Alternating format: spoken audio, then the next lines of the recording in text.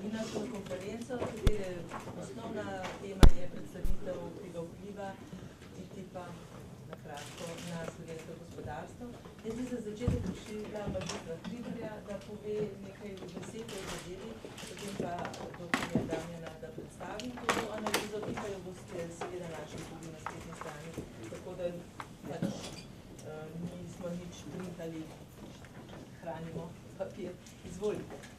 Ja, hvala lepa. Dober dan vsem skupaj.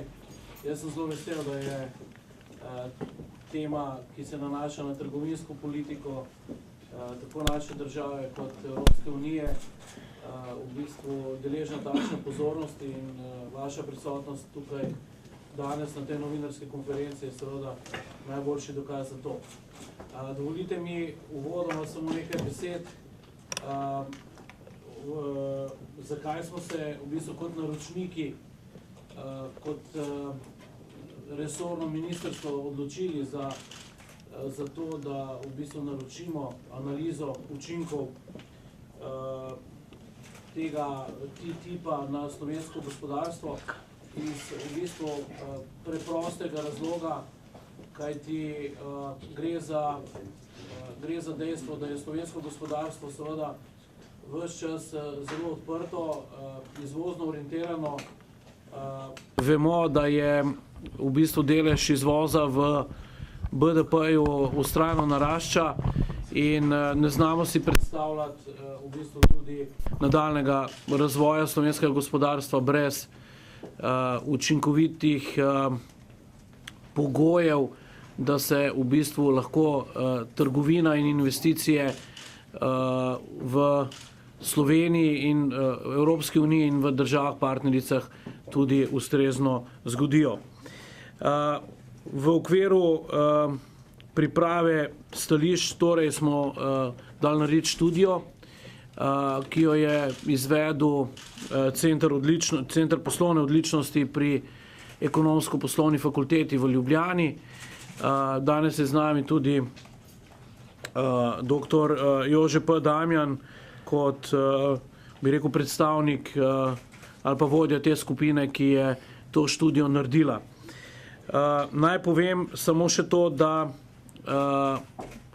pogajanja med Evropsko unijo in ZDA potekajo zdaj že v bistvu tretje leto, da je v toku oziroma 2. februarja se začne 7. krog pogajanj in da tudi nova komisarka Cecilia Malmström daje v bistvu temu sporazumu zelo visok pomen. Tako ona kot tudi številne evropske države v bistvu si od kakovosti tega sporazuma v marsičem obetajo v bistvu tudi pogoje za nadaljnjo rast in razvoj evropskega gospodarstva. Jaz bom v nadaljevanju po predstavitvi profesor Damjana seveda na voljo tudi za številna vprašanja kot oseba, bom rekel, ki je vključena v dogajanje v Bruslu, kot član, se pravi kot stalni član komisije oziroma komiteja za trgovino, ki deluje pri Evropski komisiji. Jaz bi zdaj dal kar besedo profesor Damjanu. Izvolite. Hvala, gospod Hribar. Hvala. Tudi mene je presenetila v bistvu ta velika pozornost medijev temu vprašanju. Namreč od vstopa Slovenije v Evropsko unijo ali pa od začetka pogajanj o vstopu v Evropsko unijo, tam od leta 1995 naprej, tem vprašanjem liberalizacije dejansko v Sloveniji nismo posvečali velike pozornosti, zdaj imamo 20 let in je zanimivo, da nas ta zadeva tako zanima. Kot je že povedal gospod Hribar, mi smo dobili nalogo, naša skupina na Ekonomski fakulteti, da preuči možne ali pa potencialne vplive čezatlantskega prostotrgovinskega in investicijskega sporazuma na slovensko gospodarstvo. Glavni namen tukaj, zdaj sem tukaj predstavil neki prosojnik, tako da bo mogoče tudi lažje razumevanje tega, kar boste verjetno kasneje dobili tudi v obliki študije se strani naročnika. Študija je precej dolga, se pravi tam čez krepko preko 100 strani, tako da bomo mogoče tole malce pomagali pri razumevanju. Torej, glavni namen te študije je bil predvsem to, da nekako poskušamo vrednotiti učinke tega sporazuma na slovensko gospodarstvo, predvsem kako bo to vplivalo na konkurenčnost slovenskega gospodarstva, na zunanjo trgovino, na bruto domači proizvod, na zaposlenost. Drugi ključni cilj je bil ugotoviti ali pa identificirati panoge, ki bi naj s tem sporazumom pridobile, panoge, ki naj bile s tem sporazumom potencialno ogrožene, ali pa na katere panoge tega sporazuma ne bi bile sposobne načeloma tudi izkoristiti. In tretji cilj je bil nekako testirati ali pa ugotoviti mnenje slovenskega gospodarstva v tem sporazumu, kakšno je sploh poznavanje tega sporazuma med slovenskimi podjetji, kakšen je interes za to in ali se dejansko podjetja sploh zavedajo potencijala tega sporazuma. Kako smo to zadevo naredili, dejansko je sestavljena iz 3 delov. Prvi del je, lahko vidite, neka makroekonomska simulacija učinkov tega sporazuma. Tukaj smo uporabili enak model, kot ga uporablja večina študij, mednarodnih študij na tem področju, tako tiste, ki so bile narejene na ravni celotne Evropske unije, kot tiste, ki so bile narejene na ravni posameznih držav. Namreč vsake države so tako študijo tudi naročili, kajti vsaka država je preden seveda je lahko vlada oblikovala stališča glede pogajalskega izhodišča glede tega sporazuma, je dala naročiti študijo, kakšni naj bi bili potencialni učinki tega sporazuma, tako da imamo v bistvu za večino držav te učinke že narejene. Mi smo uporabili ta model, Global Trade Analysis model, ki ga upravlja večina študij. Ta model nam omogoča ugotavljanje učinka na zaposlenost, tako da smo še nadgradili ta model z dodatno možnostjo analize tudi vplivu na zaposlenost. To boste videli kasneje. Kot druga zadeva smo uporabili anketo, anketirali smo slovenska podjetja, več kot 1500 podjetij smo poskušali dobiti, odziv je bil relativno majhen, kot boste videli na koncu. Enostavno se je ugotovilo, da slovenska podjetja, da v bistvu sploh ne poznajo tega sporazuma. Večina podjetij tega sporazuma ne pozna in tudi nima posebnih interesov tukaj. Boste videli tudi kasneje, zakaj nimajo tega interesa. In pa na koncu smo poskušali v analizi še nekako analizirati nemerljive učinke tega sporazuma, potencialne, pozitivne, negativne učinke, tako naprej. Tega danes ne bom predstavljal, boste pa lahko videli v sami študiji. Mogoče za začetek samo pogledati, da si malce ustvarjamo širšo sliko, kakšni so bili ugotovljeni učinki na ravni celotne Evropske unije. Tukaj je Evropska komisija naročila več študij. 3 študije je sama naročila, eno je naredil ta fundacija Bertelsmann. Kot vidite, večina teh študij uporablja GTAP model, tam so verjetno malce majhne številke. Jaz bom samo tako zelo kratko predstavil te osnovne učinke. Glejte, učinki tega sporazuma so minimalni, spravi učinki na gospodarstvo držav članic Evropske unije so minimalni, običajno so na drugi decimalki. Veste, kaj to pomeni? Se pravi, učinki so na BDP so tam nekje med 0% in 0,7% na leto, na letni ravni. Spravi, to je praktično nič. Maksimalno 7% oziroma 0,7% na 10 let. Spravi, ta sporazum bi dejansko bodi si ne bi imel vpliva na rast BDP v teh članicah Evropske unije ali pa maksimalno za 0,7% v 10 letih. Zelo minimalni učinki. Podobno minimalni učinki so tudi ZDA, mogoče ponekod za malenkost boljši, ponekod malce slabši. Tem, kar je še pomembno, kako bi ta sporazum vplival na izvoz, namreč tukaj naj bi bili glavni učinki. Tukaj se pokaže, da bodo ti učinki nekoliko večji, ampak največ so nekje do 7% v 10 letih. To so relativno majhni učinki. Zakaj so tako majhni učinki? To je predvsem posledica tega, ker je trgovina med Evropsko unijo in ZDA že večinoma zelo liberalizirana, se pravi predvsem pri proizvodih, se pravi v industrijskih izdelkih.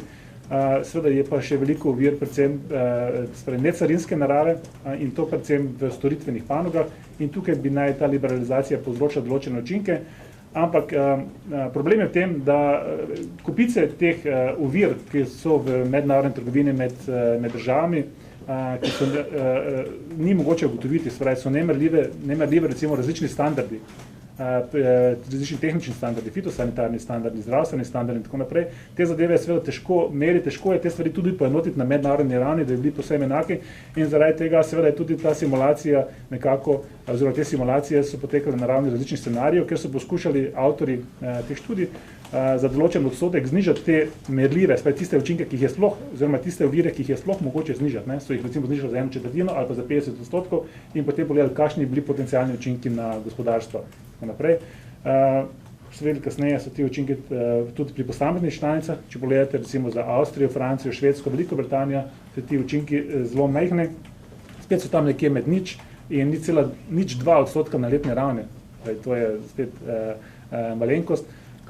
Nekaj ne bi bilo povečanja oziroma izvoz bi se ne povečal, ampak tukaj gledajte, maksimalni učinek je tam nekje 2,6% v 15 letih v Franciji, tako da tukaj so učinki izmerjeni relativno nizki. O čem se tukaj pogovarjamo, so dejansko učinki na drugi decimalki. Še ena zadeva, gledajte, tam GTAP model ima eno slabost, da ne more ugotavljati učinkov na zaposlenost, ker pač predpostavka modela je, da takoj prije do, recimo, neka panoga recimo ima negativne učinke, se pravi, da se zmanjša output, se pravi, dodana vrednost in posledično se poveča število brezposelnih in ta model predvideva, da se ti brezposelni takoj prerasporedijo, prezaposlijo v drugo panogo, kar je seveda nerealistično, ampak tako so ti narejeni ti globalni simulacijski modeli. Zato je bila narejena še ena študija, seveda ne se strani teh izvajalcev študije, ampak ki jo je naredil Capaldo na podlagi uporabe enega modela Združenih narodov, Global Policy Model, kjer je dejansko vzel te ocenjene učinke iz sporazumov iz teh dosedanjih študij in je potem z njihovim modelom, to je uporabil kot input za svoj model in potem je ocenil učinke na zaposlenost in je ugotovil, da bi dejansko ta sporazum imel precejšnje učinke na zaposlenost v ZDA, za povečanje za okrog 780 tisoč zaposlenih. Na evropski ravni oziroma na članice Evropske unije bi imel negativne učinke, pravi okrog 580 tisoč manj delovnih mest. Največji negativni učinki so bili ocenjeni za Nemčijo in Francijo, potem pa tudi za severne države, za skandinavske države, nekoliko manj pa od ostale države, kamor spada tudi Slovenija, tukaj bi naj prišlo do zmanjšanja števila zaposlenih za okrog 90 tisoč. Seveda, gledajte, o čem se tukaj pogovarjamo, so modelske simulacije. Za Slovenijo še pridemo kasneje do Slovenije, ne? Ampak Slovenija spada med teh 90 tisoč tukaj noter. Tukaj gre za potencialne učinke, seveda to ne pomeni, da bo do tega dejansko prišlo, kot bomo videli tudi kasneje pri rezultatih za Slovenijo, to pomeni samo potencialni učinki, če bi za toliko znižali te ovire in seveda, če se države ne bi ustrezno dobro pogajale, se pravi za zaščito panog, kjer bi lahko nastopili ti potencialni negativni učinki. Tukaj je treba seveda to razumeti, gre samo za potencialne učinke. Če gledamo zdaj, kakšni bi naj bili potencialni učinki za Slovenijo, moramo najprej seveda vedeti, kako pomembne so ZDA za Slovenijo kot trgovinski pa naložbeni partner. In če pogledate recimo te osnovne podatke, boste videli, da Slovenija za ZDA relativno malo trguje, se ta trgovina v zadnjih letih stagnira ali pa se celo malce zmanjšuje, se pravi, obseg trgovine je tam na ravni med 300 in 400 milijonov na letni ravni. To pomeni, da ZDA pomeni v slovenski zunanji trgovini okrog 1 do 2% celotne menjave, kar je relativno malo, ampak seveda to pomeni, da je tudi potencial potem, če zmanjšamo te ovire medsebojne trgovine, bo tudi potencial za povečanje ali pa za učinke na gospodarstvo seveda toliko manjši. Če pogledamo še recimo z vidika neposrednih tujih investicij, vidimo, da je tudi z vidika teh tujih naložb, ki jih imajo ZDA pri nas, ali pa slovenskih naložb v ZDA, bodo ti učinki relativno majhni, kajti recimo ZDA so imele konec leta 2012, to so bili zadnji podatki, ki smo jih dobili od Banke Slovenije, so imele Slovenije za 31 milijonov evrov naložb, neposrednih tujih naložb, mi smo imeli pa v Ameriki ZDA za 41 milijonov. To pomeni, da dejansko delež v celotnih neposrednih tujih investicij Slovenije med 0,3 pa 0,7%. To je izjemno majhno, to je še nižje kot pa pri zunanji trgovini, kjer ima Slovenija, oziroma kjer ZDA predstavljajo Sloveniji kot 1 do 2% celotne trgovine. Ti učinki bodo že zaradi tega relativno majhni. No, potem smo pogledali, kje so največje ovire v medsebojni trgovini. Te identificirane ovire, trgovinske ovire, to so tako carinske kot necarinske in seveda tukaj so te ocene, višina teh ovir je ocenjena kot ad valorem, kot vrednost celotne trgovine, kot se običajno oceni, se pravi, recimo, največje ovire so predvsem pri trgovini z hrano, že živilsko industrijo, potem pri kemični industriji, tukaj se nastopa predvsem, oziroma izstopa predvsem farmacija, potem je elektroindustrija, avtomobilska industrija, pa ostala transportna oprema. Tukaj so nekako najvišje ovire, se pravi tam med 20 pa nekje do 60% za uvoz iz ZDA. Na strani ZDA so celo nekoliko višje ovire, predvsem pri živilski industriji, imajo nekoliko više standarde, tako da dejansko to je ta potencial, te ovire, ki jih je mogoče zmanjšati, da bi se trgovina med obema gospodarskima področjama potem lahko povečala. Kot vidite spodaj, recimo, so pa najnižje ovire, predvsem v storitvenih panogah, torej to so tiste merljive ovire, ki jih sploh lahko izmeriš. Če pogledamo potem simulacije, mi smo nekako tukaj predpostavili 4 osnovne scenarije. Tukaj se malce slabše vidi, ker je modra barva, ampak upam, da boste lahko videli. Prvi scenarij je, da bi dejansko najprej odpravili vse obstoječe carine, ki jih imamo, vse izvozne davke, subvencije, ki nastopajo v zunanji trgovini, se pravi, to velja samo za industrijske izdelke. Ten drugi scenarij predvideva že dodatno k temu, še, da se odpravi 25% vseh necarinskih omejitev, ki jih je sploh mogoče odpraviti. To niso vse ovire, četrtina vseh ovir, ampak tisti, ki so bile identificirane kot takšne, da jih je sploh mogoče odpraviti. Katere standarde je mogoče prenotiti in tako naprej. Tretji scenarij predvideva dodatno k temu, za 50% manjšanje teh necarinskih ovir. In potem smo še poskušali z zadnjim scenarijem, zadnji scenarij pa predvideva tudi, da bi prišlo do povečanja neposrednih tujih investicij med ZDA in Evropsko unijo za 10%. To je dodatni scenarij, če bi ta sporozum spodbudil tudi medsebojne naložbe. Če gledamo učinke, učinki, zdaj tukaj celotni učinki, kot boste videli na izvoz, pa izvoz so tako majhni, da jih težko spravimo na to sliko gor. Kar velja tukaj je pa, da bi se naj trgovina, načeloma skupna trgovina Slovenije, zaradi tega sporozuma potencialno zmanjšala za 0,4%, 0,4–0,5% v 10 letih. To so spet govorimo, če to prevedemo na letno raven, to pomeni spremembe na drugi decimalki. To je izjemno majhne spremembe. Seveda se bi pa naj močno povečala trgovina z ZDA, tam med 35–40%. Skupna slovenski izvoz pa uvoz z Evropsko unijo naj bi se potencialno zmanjšal, tam za okrog 1,8%, povečal naj bi se pa izvoz pa uvoz z ostalimi državami. To so ti glavni učinki proizvodov, kot vidite, so ti učinki izjemno majhni. Kar se tiče učinkov na BDP, če pogledamo po teh 4 osnovnih scenarijih, boste videli, da pri prvih 2 scenarijih, kjer predvidevamo odpravo ovir za industrijske izdelke in četrtino znižanja ovir za necarinskih ovir, naj bi bili ti učinki na BDP nekoliko negativni, so ti učinki izjemno nizki, se pravi tam nekje do 0,2%, oziroma pri BDP, če gledate na BDP, ta učinek je v 10 letih minus 0,02%. To pomeni dejansko, da so učinki na tretji decimalki. Mogoče, da najboljše, da to ponazorim z enim primerom. Recimo, če si predstavljate, da vlada zniža plače v javnem sektorju za 100 milijonov evrov. To bi imelo učinek na BDP v istem letu za 0,3% BDP. Ker mora treba upoštevati multiplikatorski učinek, ki velja kot več let, ker se pač zmanjša agregatno povpraševanje zaradi tega v državi, bi to pomenilo recimo 2 leti znižanje BDP za 0,45%. Zdaj pa, če to primerjate recimo z tem učinkom tega sporozuma TTIP za Slovenijo, boste videli, da so ti učinki dejansko na letni ravni šele na tretji decimalki.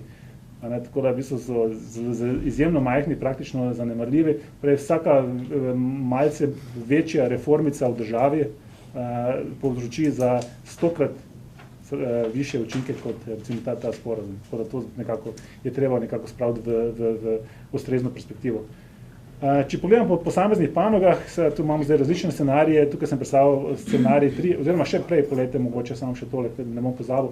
Pri tretjem scenariju in pri četrtem scenariju se predvideva, model kaže nekako že na pozitivne učinke. Največji učinki naj bi nastali v četrtem scenariju, ker predvidevamo povečanje tujih investicij za 10%, Seveda to povečanje investicij ne sledi iz modela, ampak smo predpostavili, da bi do tega lahko če bi do tega prišlo.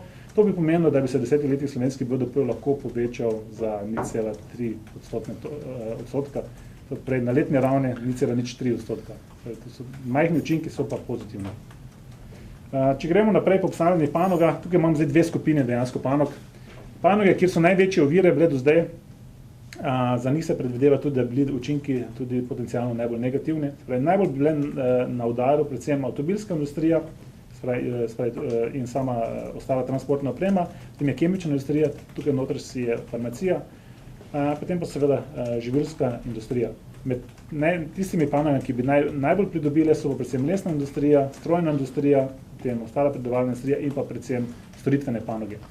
To je učinek na dodano vrednost. Če pogledate recimo pri izvozu, so zadeve zelo podobne, se pravi spet isti osumljenci, iste panoge na pozitivni strani, iste panoge na negativni strani, se pravi spet so na udaru predvsem avtomobilska, kemična, živilska in elektroindustrija. Kot sem že prej poudaril, to ne pomeni, da bo do teh učinkov dejansko prišlo, to so potencialni učinki, ki seveda, kot jih simulira model, je pa seveda odvisno od tega, kako se bo Slovenija glede teh panog predpostavljala, oziroma kakšna pogajalska stališče bo glede tega postavila in seveda to nekako služi kot input vladi, ne, da se lažje pogaja, kje seveda mora dejansko bolj paziti, na kateri področji, kje mora bolj zaščititi svoje gospodarstvo, da ne bi prišlo do teh negativnih učinkov. Še mogoče učinek na zaposlenost, to je dodatna stvar, ki smo jo naredili na podlagi teh rezultatov modela. Učinki so večinoma negativni, oziroma so povsod negativni, ampak so izjemno majhni. To pomeni tam, da bi zaradi tega sporazuma po teh različnih scenarijih naj bi se potencialno zmanjšalo število zaposlenih med 220 in 1500.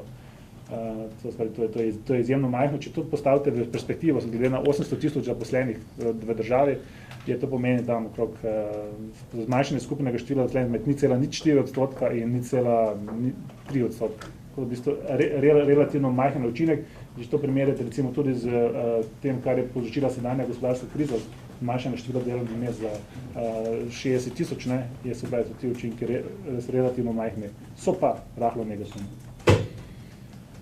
In še na koncu smo z anketo preverili nekako poznavanje tega sporazuma med samimi podjetji in pa smo poskušali dobiti tudi njihove inpute za to, kje vidijo največji interes, kje so največje ovire, ki bi bilo treba odpraviti.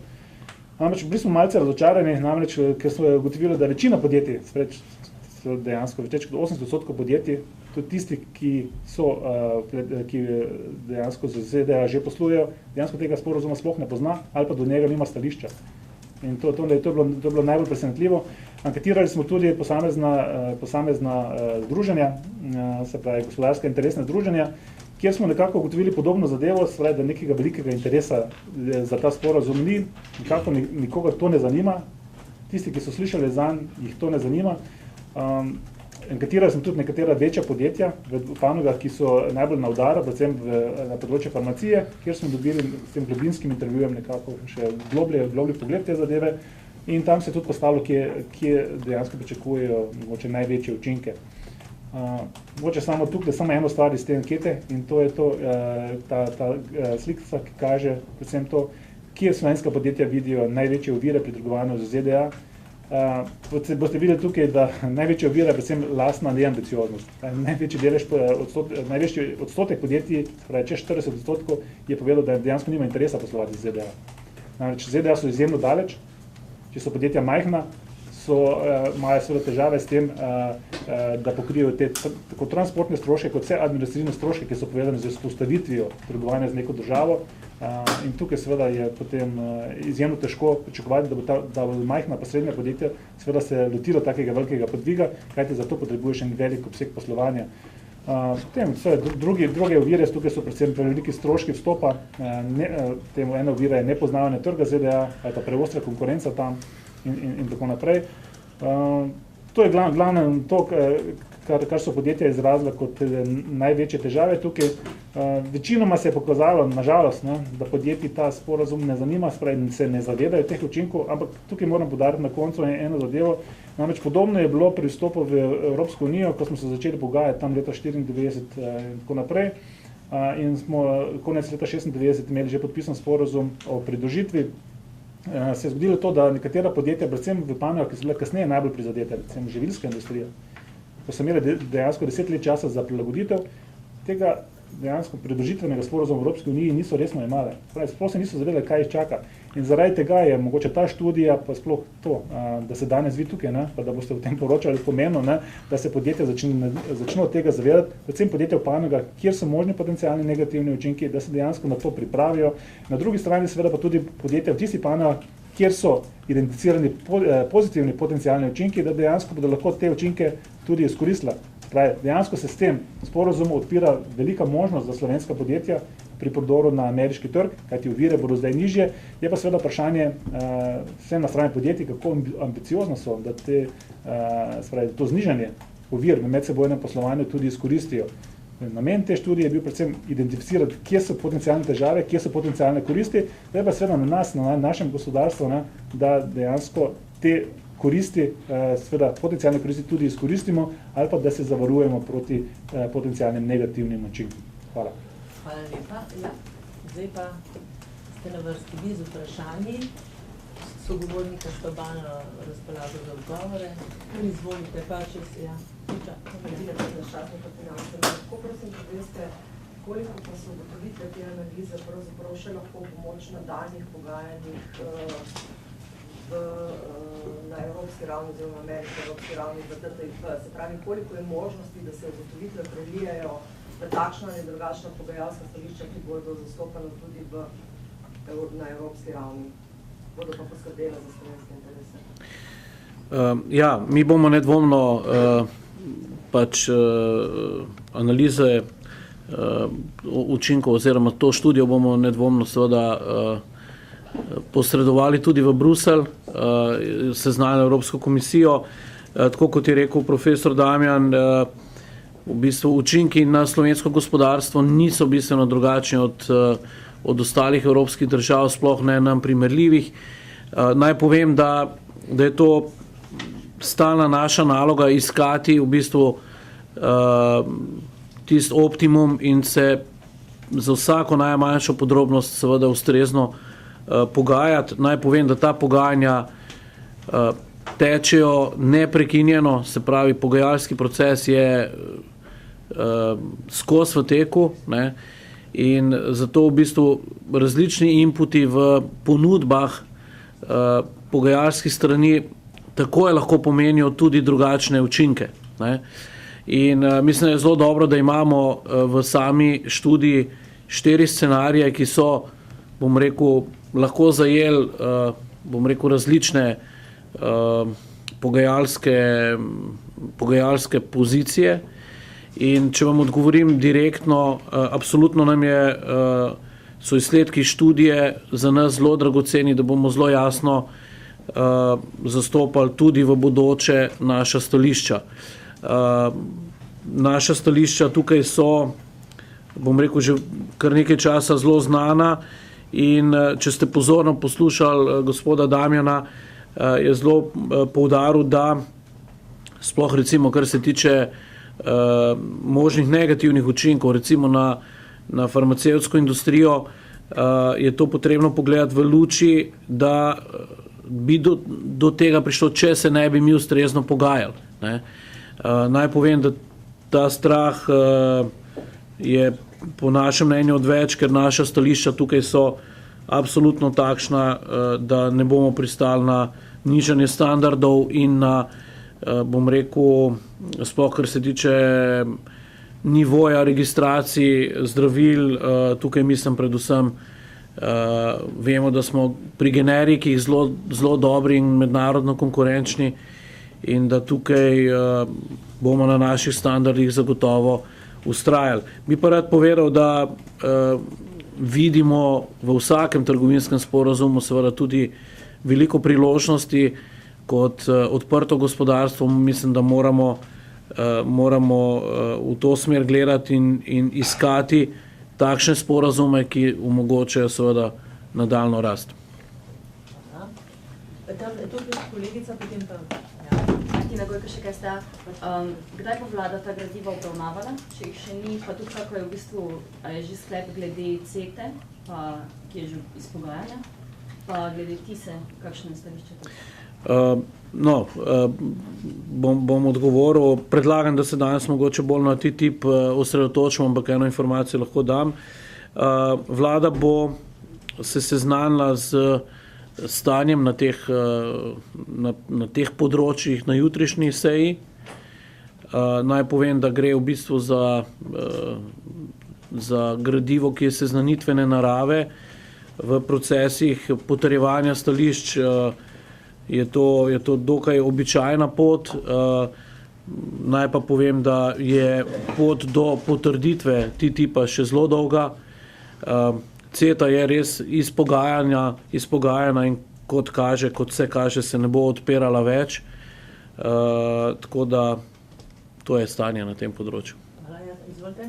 Ja, kaj Vikam Planet TV.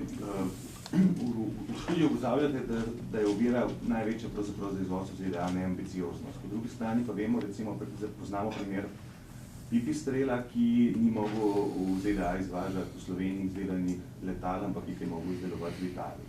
Ali bo zaradi tega sporazuma njemu kaj lažje izvažati letala v ZDA? Iz Slovenije, seveda, ne iz Italije, čeprav. Kar se tiče razlogov za izvoz letal Pipistrel, ta razlog leži predvsem v enem drugem sporazumu, v sporazumu, ki omogoča v bistvu trgovanje z vojaško opremo. Letala se pač celovito obravnavajo v tem sklopu. To so de facto sporazumi in v bistvu tukaj sam trenutek, da bom imel čist najboljšo informacijo, bom se... Ja, ok. No, v bistvu v okviru sporazuma za letalstvo je do tega pač mora priti med državama in mi je všeč, da izpostavljate v bistvu to področje, ker marsikdaj, kar se pogovarjamo o trgovinskih sporazumih, vedno javnost, civilna in tudi sicer, vedno se izpostavljajo potencialne nevarnosti. Dejstvo pa je, da mi delamo trgovinske sporazume predvsem in zato, da omogočamo slovenskim podjetjem biznis. Ta sporazum na področju letalstva mislim, da je v zaključni fazi, tako da bo tudi Pipistrelu v bistvu zelo kmalu ta zadeva omogočena. Ni pa to konkretno, ni predmet tega sporazuma TTIP v bistvu ne. Samo mečkaj, zdaj tam smo preskočili enega, da je Marko. Pa mogoče, če lahko vprašanje za oba dva. Torej, če jaz prav razumem učinkov tega modela, dejansko ne pozitivnih, ne negativnih v bistvu ni. Torej, mi so minimalni in eni in drugi. Zakaj bi potem mi podpisovali tak sporazum, če pa na drugi strani imamo, ne vem, noter mehanizem ISDS, o katerem tudi nismo govorili, ki pa dejansko v trgovanje, v odnose med EU in ZDA prinaša čisto eno drugo novo dimenzijo. Zakaj bi potem to podpisali, če ni učinkovito? Boste vi najprej pa pojasnili. Jaz lahko samo na del tega vprašanja odgovorim. Učinki so res minimalni, ampak to še ne pomeni, da za določene panoge, določena podjetja, ki so bolj ambiciozna, seveda imamo Pipistrele, imamo recimo tudi farmacevtsko industrijo, ki bi lahko izkoristila ta sporazum, predvsem odpiranje tega večjega trga. Naloga take vlade je seveda, da odpira možnost za poslovanje podjetjem. V tem primeru je treba na ta sporazum gledati na enak način. Dejansko gre za oblikovanje največjega prostotrgovinskega območja na tem svetu. In tukaj so možni potencialni pozitivni učinki. Seveda je pa treba pogledati na drugi strani na potencialne negativne učinke. In te učinke je seveda treba nekako poskušati minimizirati, se na nje pripraviti in jih minimizirati. Določene negativne učinke, potencialne negativne učinke je mogoče odpraviti že na ravni samih pogajanj, tako da se bodisi o njih ne pogajamo ali pa se ali pa se pogajamo o omejenem obsegu liberalizacije na tem področju.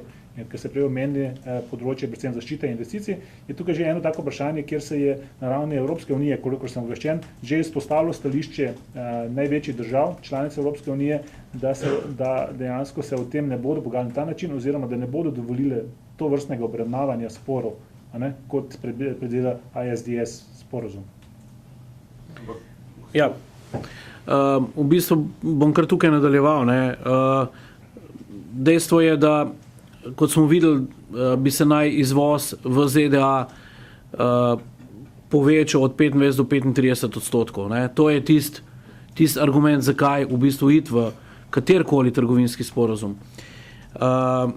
Učinek je pa majhen zaradi tega, ker ta trenutek je naš izvoz tako nizek, da tudi če izvažamo toliko več v Ameriko, bo učinek na skupni BDP zelo majhen, vsaj na začetku. Mislim, da ambicije slovenskega gospodarstva bodo v 10 letih pač prerasle te ocene, ampak to so lahko subjektivna gledanja. Zakaj sploh iti v takšen sporazum, ko govorite, da so tudi potencialne nevarnosti? Tukaj se strinjam in naša drža Slovenije glede ISDS-ja je zelo zadržana. Naše mnenje je naslednje, do zdaj bilo, da je nivo zaščite investicij med ZDA in Slovenijo v zadostni meri definiran v okviru članstva OECD. Se pravi, s sprejemom standardov na tem področju, mislim, da smo tako mi kot ZDA imamo zadostno zaščito investicij. Se pravi, če gre slovensko podjetje investirati nekam v ZDA, da ima ustrezno, bi rekel, pravno zaščito. Zopet, kot smo videli, je tega zelo malo, slovenskih investicij je za, mislim, 20 milijonov, ameriških samo 31 milijonov v Sloveniji. Verjetno bi bilo več, če bi kaj več naredili na privatizaciji do sedaj, ampak to je že druga tema. Resnično številne evropske države izpostavljajo to kot zelo velik problem.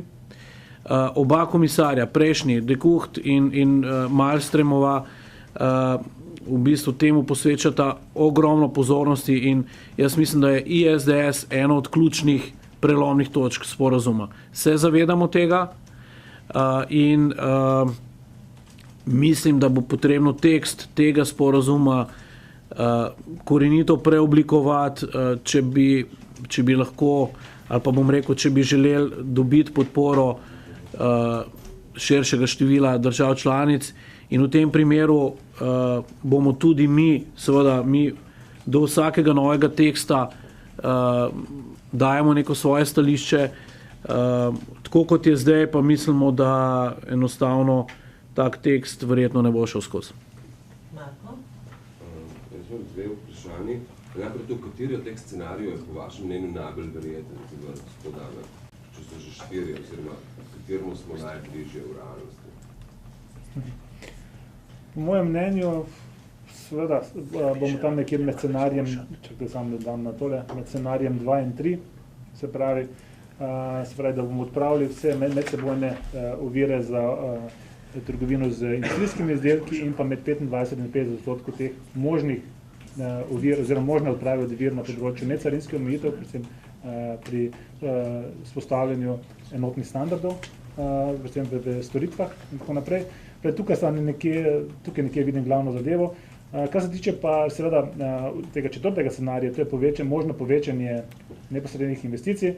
Tukaj je seveda pa možno je pa vprašanje, kako bo katera država to izkoristila. Gospod Hribar je že omenil, da dejansko pri nas vprašanje privatizacije, se pravi, če bi se pri nas vprašanje privatizacije odprlo ali pa se nadaljevala privatizacija, bi to pomenilo seveda tudi večjo priložnost za ameriške investicije pri nas. Na drugi strani pa imajo številna slovenska podjetja seveda tudi interes, da investirajo v ZDA, predvsem v trgovinska predstavništva, ki so nujna. Predvsem pri velikih podjetjih je pa to, seveda recimo, če gledate kakšno Gorenje in tako naprej, nekoč je povsem možno, da bo Gorenje tudi prevzelo kakšnega izdelovalca v ZDA in da bo tam seveda bistveno, da bo tam videlo svoj večji potencial za rast.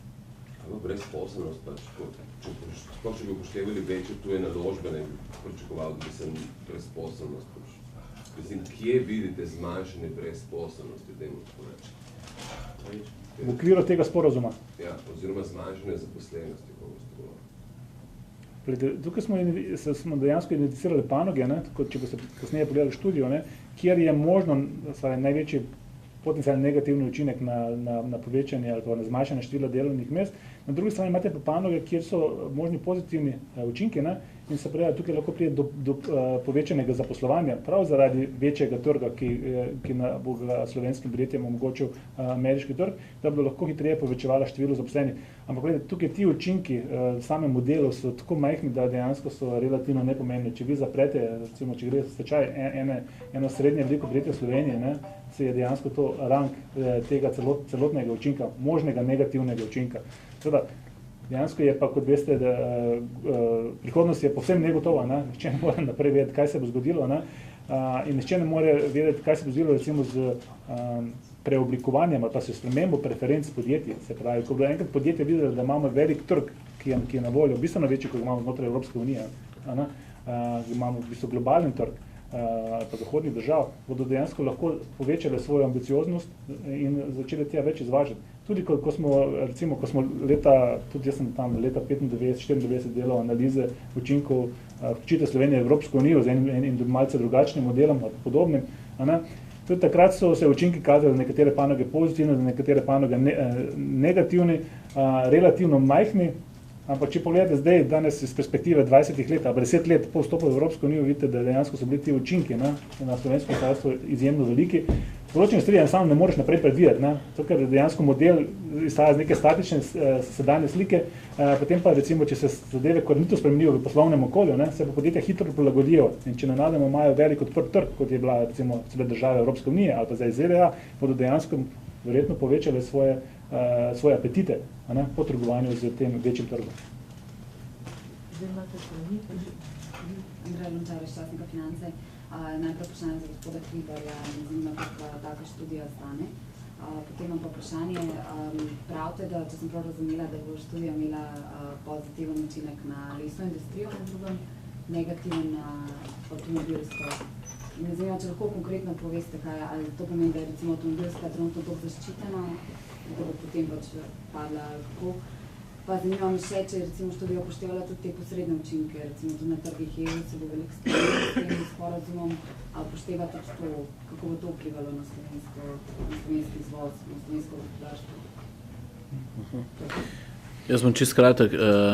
Študija je stala 19.500 € plus DDV. Kar se tiče učinkov na posamezne panoge, tukaj ta model je izjemno kompleksen model, se pravi, to je narejen na panožni ravni, kjer imate noter vse države, večino držav na tem svetu, ki med sabo trgujejo, in dejansko recimo, če se spremeni samo med dvema državama, neka carinska stopnja in tako naprej, ima to učinek na vse države naokrog.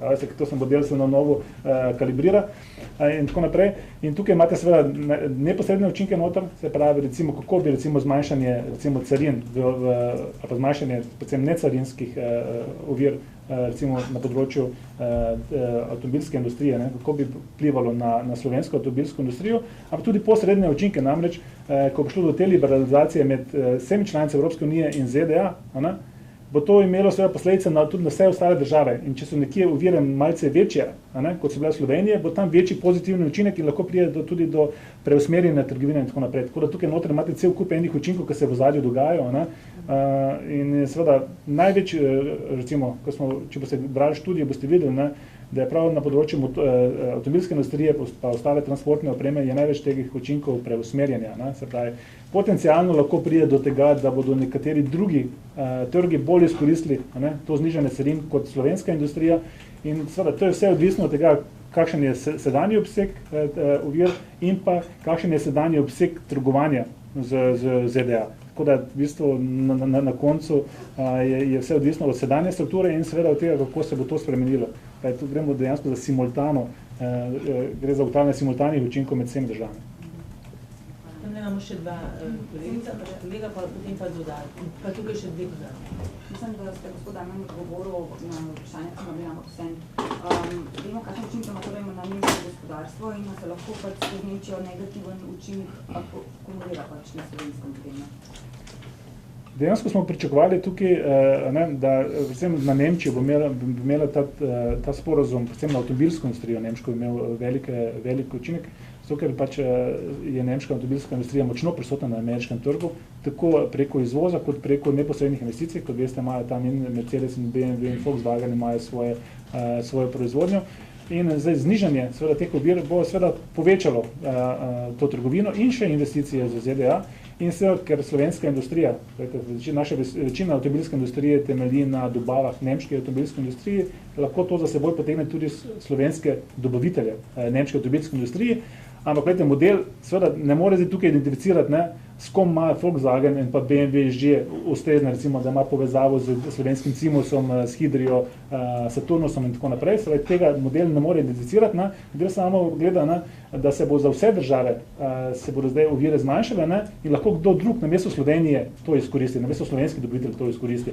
Ampak seveda, če veste, kako težko je spostaviti recimo tak partnerski odnos med dvema podjetjama, recimo med BMW in pa enim slovenskim dobaviteljem, veste, da se ti odnosi kasneje ne bodo pretrgali, če nekdo drug recimo mogoče konkurenčen za 0,5% in tako naprej, ampak potem poskuša seveda naročnik nekako po verigi navzdol zmanjšati stroške, ampak to ne pomeni, da se pretrga odnos, ampak seveda model tega ne more ugotoviti, zato se pokaže določeni negativni učinki tukaj, ki so pa lahko seveda povsem pozitivni, če upoštevamo že vzpostavljanje partnerskih odnosov. In nas imamo še zadnje, pa tukaj še dve dodati. Mene pa zanima, a ste upoštevali v vaši študiji vpliv ISDS in možnih točk na BDP in sicer zaradi tega, ker to, da ISDS imajo neke zadržke v določenih državah, še ne pomeni, da se ne bo izvajal, ker je CETA že sprejeta, ki pa ima ISDS noter. In lahko te korporacije, ki tožijo države iz sedeža iz Kanade, potem tožijo nas.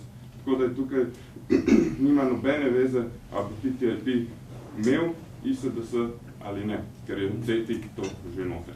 Ampak, in zato me zanima, a ste v tem primeru to upoštevali. Druga stvar je pa, kar hočem sam poudariti, že pri nafti so govorili isto, ali pa mogoče še bolj pompozno, kaj bo prinesel ta sporazum. Videli smo, da so Mehiko totalno razsuli, v Kanadi so se pa znižale in vsi ekološki standardi in vse socialni programi se niso mogli več ustavljati in države oziroma sprejemati zaradi ISDS-ja oziroma podobnega sistema, ki ga imajo v nafti, oziroma še malo manj trdega, kakršen bi bil tam ISDS. Hvala za vprašanje, pa za komentar seveda odgovorim lahko na vprašanje. Učinki ISDS so seveda nemerljive, tega ne moreš dejansko nikakor ugotoviti. Lahko prije potencialno tega, ampak tega ne moreš ugotoviti. Ne veš, glede na to, da je pri nas zelo malo ameriških investicij. Edina taka res velika je bila, če se spomnite, Vega. In ta je šla in ta spor se je rešil na ravni poravnave, če se prav spomnim. Pravi, tukaj ISDS ne bi imel učinkov, tako da v bistvu je zelo malo teh učinkov in dejansko tudi, če bi to lahko merili, če bi lahko dali model, pa ne moremo, bi dejansko bili ti potencialni učinki zelo nizki, zato ker pač imajo Američani pa ne samo za 31 milijonov investicij, tako da tega ne moremo. Smo pa v študiji, seveda, ko boste pogledali študiji, videli, da smo dali zadržek glede tega ISDS sporazuma noter, in popozorili vlado, da mora biti glede tega pazljiva, zaradi potencialno možni negativni učinki, ki so se pokazali v nekaterih drugih državah. Dobro, tukaj sta dve dodatni, potem pa še biti kolega. Ampak zdaj na podlagi tega modela, mi se tu pogovarjamo o nekem modelu, v istri sapi pa ugotavljamo, da v bistvu ne vemo, kaj bo čez 10 let, pa čez 50 let. Bi vi, vse ste ekonomist, bi vi na podlagi te študije podpisali ta sporazum, pa kljub temu, ne za ISDS in te vse medije tudi poznate, ampak bi vi podpisali ta sporazum ali ne? A vam lahko vrnem to vprašanje? A bi vi, recimo, če se vam odpira en velik trg, en možen velik trg, recimo za vaša podjetja, kamor bi lahko povečali svoje investicije, oziroma svojo trgovino in investicije, ali bi vi dejansko odprli ta trg za vaše podjetje? Ob tem, da se zavedate možnosti tudi negativno učinkov, kaj bi vi naredili?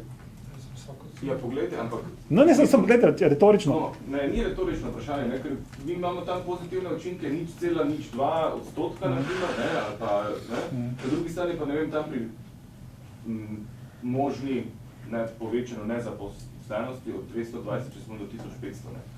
Mislim, če pri nas dobi ekstrem primer delo 1500 ljudi, ne, to ni malo, ne. Ja, ampak to pomeni v 10 letih. Ja, no, ampak vse pozitivne učinki so pa tudi v 10 letih nič cela, ne vem, nič to ja. Ampak zdaj pa spravi, to so ekonomski, ampak hočemo povedati, zraven imate pa, se mogoče tudi gospod, zraven imate pa še te mehanizme in druge zadeve, ki jih ta dejansko prinaša, ne. Tejte bom odgovoril, ja. Kumulativi vas sprašujem. Ja, tako je. Dejansko vlada, vsaka država se mora potruditi, da svojemu gospodarstvu odpre trg, spravi, da odpre tuje trge, da lahko lažje in več poslujejo. To je absolutno nujno. Hkrati se mora pa vsaka vlada seveda zavedati potencialnih nevarnosti, ki z tega sledijo. In seveda vsaka modra vlada mora seveda potem svoje gospodarstvo na teh področjih, kjer so možne nevarnosti, tudi zaščititi. In enako bi jaz s tem sporozumom, jaz seveda sporozum podpisal, ampak bi se ustrezno pogajal o vprašanji, ki so lahko potencialno nevarna za slovensko gospodarstvo. Izvolite še vi, Jaz bi prosil gospoda Damjana še za en komentar. Deloma se je že dotaknil te teme, čeprav ni neposredno povezana s tem sporozumom. Skratka, zanima me, kaj pričakujete, da se bo letos zgodilo v domači ekonomiji, zlasti, če pride do zastoja privatizacije, kajti vemo, da so kar nekaj civilnih gibanj proti temu trenutno zelo glasni. A je to povezano s tem sporozumom? Zdaj sem povedal, da ni. Je več, kot je bilo omenjeno, ja, govorimo o tujih naložbah, valjda ne.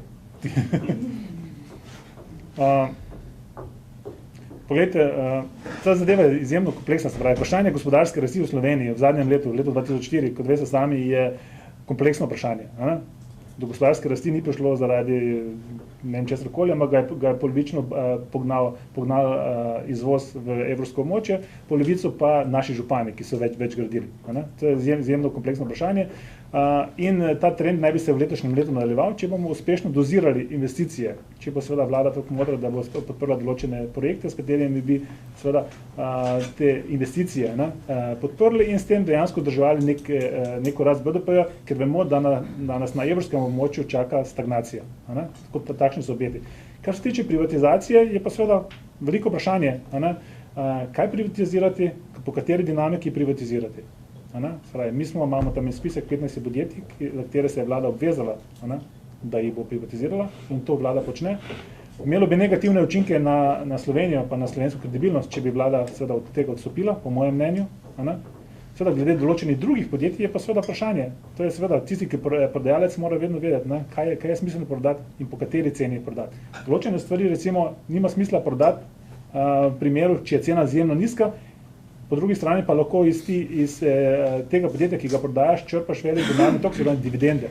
Dejansko je treba tukaj pretehtati. Vsak prodajalec, nekdo, ki ima seveda strateški ali pa kontrolni delež v nekem podjetju, bi seveda to absolutno znal oceniti. Enako mora po mojem mnenju tudi vlada ravnati. Kar bi jaz naredil, je recimo, ker sem privatiziral največje banke in sem izključen iz tega vprašanja, oziroma iz tega razloga, ker da nam ne bo treba jih nikoli več reševati. Če bi Novo Ljubljansko banko prodali leta 2006, pa ne celote, ampak recimo vsaj 50%, bi si danes zmanjšali stroške za sanacijo za okrog 3,5 milijarde evrov. Nažalost, vlada tega ni naredila in zaradi tega imamo za 10% BDP večje stroške pri sanaciji bank. To je tako. Prosim, če se res držimo današnje teme, prosim, izvolite. Ja, meni pa zanima, dva vprašanja. Kakšen konsens je potreben na ravni EU-ja, da bo sprejeta sporazum, kako smo vse članice strinjati, oziroma recimo pač ta grški scenarij, pa da bi Grki pa bi proti.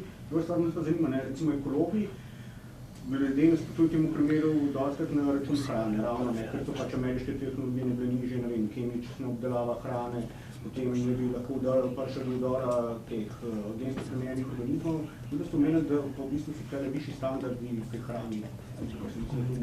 Je ravno to en problem, oziroma ki bi razrešil ta sporazum, da ne bi prišel, da bi zdaj EU lažje izvažal hrano v ZDA. Kakšni so ti višji standardi? Ja, čisto na kratko, vse države članice Evropske unije morajo v bistvu potrditi sporazum, ga ratificirati v nacionalnem parlamentu, tudi najprej v evropskem, potem v nacionalnem, tako da ta pot je zelo jasna. Se pravi, če ena članica je proti, potem pride do Tako je. Te višje standarde, za hrano, mislim, te višje standarde, imate kakšne podatke, ki Poglejte, jaz lahko samo povem moče, verjetno je gospod Hribar bolj primerna oseba tukaj, nekaj se tudi pogajalec, recimo na slovenski strani, kjer bo lahko te stvari ocenil, tudi glede gensko modificirane hrane in tako naprej. Na slovenski stališč glede. Tudi kemična pač, recimo, delava mesa, da se ga da Amerika. Ja. Glejte, tukaj so ta trenutek stališča, bom rekel, ali pa standardni na ameriški strani in evropski dosti narazen. To je treba priznati in gre za eno zelo občutljivo področje, od katerega, mislim, se zavedamo teh razlik in zelo jasno tudi povemo, da teh standardov ne mislimo nižati. Se pravi, ne bomo odprli evropskega trga za izdelke, ki ne ustrezajo našim standardom do sedaj. To je zelo jasno stališče. Sploh na področju hrane imamo, jaz mislim, v Evropi pač resnično izrazito višje kakovostne standarde in tega se zavedamo. Imamo še tukaj pa gospod. Erika Repovštela, jaz bi vas, gospod Damjan, rano vprašala, prej ste rekel, če sem vas prav razumela, da bi vi sicer to podpisali, ta sporazum, zato ker potencialno pač odpira neko novo tržišče za slovenska podjetja, bi bili pa pazljivi in bi bili trdi pogajalci na nekaterih področjih. A ste lahko bolj konkretni pa poveste, katera so tista, nekaj smo tukaj sicer že naštela, nekatera so tista področja, kjer bodo pogajanja, kjer bi bila s stališča slovenske vlade potrebna najtrša pogajanja. Mogoče moramo to govoriti gospod Hribar. Ja, ampak bi nekako tukaj bili ekspertni svetovalci. Ja, polite, mislim, da je treba paziti predvsem z vidika interesov slovenske farmacevtske industrije. Kot veste, je farmacevtska industrija generične narave, se pravi, dejansko je tukaj zelo pomembna patentna zaščita, trajne patentne zaščite. Tukaj treba paziti, recimo, kaj se bi dogajalo, a bo mora biti prišlo do podaljševanja patentne zaščite, namreč to bi imelo velik negativni učinek lahko na slovensko industrijo. Torej, tukaj mora Slovenija paziti. To je eno ključno vprašanje. Potem je seveda vprašanje dostopa na trg oziroma testiranja vseh dovoljenj, ki jih moraš dobiti, recimo, da lahko določeno zdravilo začneš prodajati na trg. Kot veste, so ti kriteriji tako v Evropski uniji kot v ZDA izjemno hudi, zahtevajo veliko testov in tako naprej. Glede teh stvari je treba paziti. Potem na področju farmacevtske industrije, potem na področju zaščite neposrednih investicij je treba paziti. Se pravi, tukaj, če boste brali študijo, boste videli tudi, da smo mi nekako se opredelili do tega na ta način, da smo rekli, da mora vlada glede tega paziti in da je smiselno ohraniti spore primerov, ko pride do spora med tujim naložbenikom in domačo državo, da mora te spore dejansko reševati nacionalni sodni sistem, na nacionalni ravni. Če ne, imamo pa še vedno na evropski ravni skupno Evropsko sodišče. Nekako to je bilo naše stališče do tega. Ali mogoče pa še nekaj dodali? No, jaz sem že prej omenil tako farmacevtsko industrijo, prehrambeno, kemično. Gospod Damjan je to zelo jasno še enkrat povedal. Stvari so znane, se jih zelo zavedamo. Področje zaščite investicij ravno tako, ISDS smo pokomentirali, mogoče samo v informacijo, da se malo zavedamo o razsežnosti. Naj povem, da v bistvu pri uveljavitvah ISDS sporazuma v zadnjih letih predvsem evropska podjetja se poslužujejo tega sporazuma bolj kot ameriška. To moramo zelo jasno in na glas povedati. Je pa res, da so nam znani primeri v Mehiki, tako kot je rekel gospod, in ravno zaradi tega in še kakšnih drugih primerov smo do tega ISDS-ja zelo zadržani. omenil sem pač evropska podjetja ravno zaradi tega, da ne bi v bistvu to klauzulo ISDS pripisali samo ameriški strani in bom rekel kot nek njihov pogajalski adut ali pa nekaj, na čem oni ustrajajo, ker je to pač nekaj, bom rekel, neka njihova posebnost. Ne. Ta inštrument je dost, bom rekel, v veljavi v številnih bilateralnih investicijskih sporazumih med državami, tudi med državami Evropske unije. Ne. Recimo Nemčija ima zelo veliko teh klauzul znotraj Evropske unije med državami, pa se zdaj seveda tudi zaveda tega, da bo treba to besedilo spremeniti. Tako da ja, problematika je zelo zanimiva na tem področju, predvsem, ker države, ki so do sedaj najbolj vztrajale, da je ISDS v številnih teh sporazumih noter, se zdaj zelo zavedajo, ali pa bom rekel, so zdaj malo proti. Tako da mislim, da je prav, in to želim posebej poudariti, no, da se Slovenija zaveda razsežnosti tega ISDS-ja, da se v nobenem primeru ne bomo odpovedovali našemu nacionalnemu pravnemu redu in takšno besedilo bo moralo biti v sporazumu, da bi bilo lahko primerno za nadaljnjo obravnavo. Hvala. Jaz samo malo počakam malo. Zdaj vi počasih boš stali pripraviti k koncu. Tukaj še eno dodatno vprašanje, zadnji potem Marko, potem pa ja. Zdaj civilna družba vlado poziva naj zavrne vse te sporazume. Pišejo, ne vem, pisma, protestirajo in pravijo, da se vlada v bistvu ne odziva. Kako na to odgovarjate? Na drugi strani recimo podjetja pa nimajo pojma. Ali vlada dovolj komunicira z javnostjo, s podjetji? No, to je zelo dobro vprašanje. Naj povem, da smo ne samo vzpostavili, ampak teče zelo intenziven dialog z nevladnimi organizacijami, tudi z Gospodarsko zbornico Slovenije. Dogovorili smo se za mesečne koordinacijske sestanke, imeli smo ga v decembru, po 15. januarju bomo imeli naslednjega, tako da v bistvu so v tej koordinaciji od Humanitere do Zveze potrošnikov, obeh sindikatov, tako vzgoje in izobraževanja kot Zveze svobodnih sindikatov, vse zbornice. Glejte, nam je kot vladi je cilj absolutno eden in edini, da se pogajamo za najboljši možen sporazum, takšen, ki bo po meri, bom rekel, ki bo zagovarjal interese Slovenije, tako na področju gospodarstva, kot tudi človekovih pravic. Tako da se zavzemamo za uravnotežen sporazum. Jaz imam pa vprašanje glede, prej, ko smo govorili o generičnih zdravilih. Namreč zdaj govorimo, da EU in Amerika imata precej drugačne standarde. Ampak pri CETI je ravno EU tista, ki je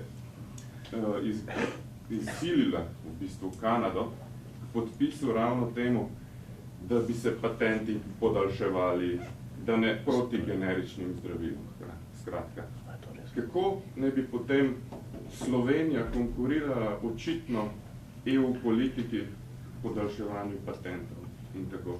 A bo Slovenija dovolj močna, da bo zavrnila ravno to, ki je očitno že podpisano v CETI od EU-je? Kar se tiče CETE, lahko rečem, da ne glede na to, da CETA še ni potrjena, tako kot sem prej rekel, se verjetno pogajanja več ne bodo nadaljevala. Mislim, CETA ni bila še obravnavana niti v Evropskem parlamentu. Ampak to ni odgovor na vaše vprašanje. Ne. Ena stvar je, zdaj konkretno glede tega določila v CETI, dolžine v bistvu patentne zaščite, konkretno tega podatka nimam. Koliko let, kakšne so spremembe res težko to komentiram. Kar se tiče TTIP-a, pa lahko rečem samo to, da zelo jasno je bilo povedano tudi na današnji novinarski, ne, da farmacevtska industrija je ravno, glede na to, da v Sloveniji tako Krka kot recimo Lek temeljita na generičnih zdravilih, tukaj od dolžine patentne zaščite je odločilen vstop ali pa uspešnost slovenske farmacevtske industrije na te trge in tukaj bomo mi, seveda naša stališča bodo šla in so šla v zaščito v bistvu slovenske industrije, konkretno v tem primeru farmacevtske. Tako da bomo na te stvari, seveda pri TTIP-u smo bili pozorni in bomo v bodoče, to je vse, kar lahko rečem ta trenutek. Da imamo še eno vprašanje, potem pa res počas zaključek, ko vem, da se največ tudi vločimo, vidim, živete na mreži. Jaz vaju oba dva, ker ste mi gospodami prej vrnil vprašanje, še enkrat vprašam. Trenutno, tako kot je trenutno pogajalsko izhodišče, torej besedilo tega sporazuma, je to dobro za Slovenijo ali je to slabo za Slovenijo? Besedila sporazuma celovitega ni. Še ni se nobena evropska vlada do tega ne opredeljuje ta trenutek. Pogajanja, bom rekel, dolgo časa so trajala pogajanja sploh, kaj bo mandat. Se pravi, katera področja bodo vse vključena. Zdaj tečejo številna pogajanja navzkrižna na posameznih področjih in na današnji dan ta trenutek, ta presek je praktično nemogoče narediti. To, kar je bilo v analizi rečeno in zakaj smo v bistvu sploh naročili analizo, je, da se preigrajo scenariji, da imamo vsaj približno neko idejo, kaj lahko sporazum prinese, da se ne bi zadovoljili samo s tem, da sporazum, krasno, pričakuje se, 30% rast izvoza, ne? To bi bilo, bom rekel, zelo na prvo žogo in to nas ni zadovoljilo. Ta trenutek je, tako kot pravim, enostavno nemogoče, preveč odprtih vprašanj. Rekli smo, da se bomo, da če bo samo eno takšno, ki je zelo v nasprotju z našimi interesi, da ga ne bomo podprli, tako da ta trenutek je praktično nemogoče reči. To, kar pa lahko obljubimo oziroma se zavežemo, da bomo šli v smeri sklepanja trgovinskih sporazumov, bom rekel, na splošno, ne, in da se bomo pri vsakem zastopali slovenska stališča. Do sedaj, upam si trditi, pri številnih trgovinskih sporazumih nismo v ničemer posegali in povzročili nobene škode slovenskemu gospodarstvu. Če mi še na hitro povedati, kaj pa glede davkov, torej carine, kaj prinaša ta sporazum? Ta sporazum v bistvu, glejte, že sedaj 96% izdelkov trgovanja med Evropo pa ZDA v bistvu je oproščeno carin. Kar se tiče v bistvu nadaljnjih liberalizacij, bi bilo tako, kot se bodo pač carine, če bi šli proti 100%, ne, seveda bodo tukaj učinki na eni strani seveda nekaj malega izpada za proračun, ampak če pogledamo, da je v bistvu naša menjava relativno skromna, ne, potem tukaj seveda te učinki po mojem jih ni preveč za pričakovati. Po drugi strani bomo pa ravno zaradi tega pa lažje izvažali, tako da po mojem se ti učinki potem nekako znivelirajo. Poleg tega moče samo še dodam. Lahko samo še, prosim, enkrat spomnite, kako je s storitvami in sicer z javnimi storitvami, naprimer v zdravstvu, pa s finančnimi storitvami, naprimer pri ponujanju storitev upravljanja premoženja. Kar se tiče javnih storitev, želim zelo jasno povedati, da javno šolstvo, javno zdravstvo, se pravi vse storitve vladnih organov, bodisi na državni ali lokalni ravni in vse tiste javne storitve, za katere se podeljujejo koncesije, so izvzete iz pogajanj. Kar pomeni, da sporazum na to področje ne bo vplival. Hvala lepa, zdaj pa mislim, da je še zelo podaljšen. finančne.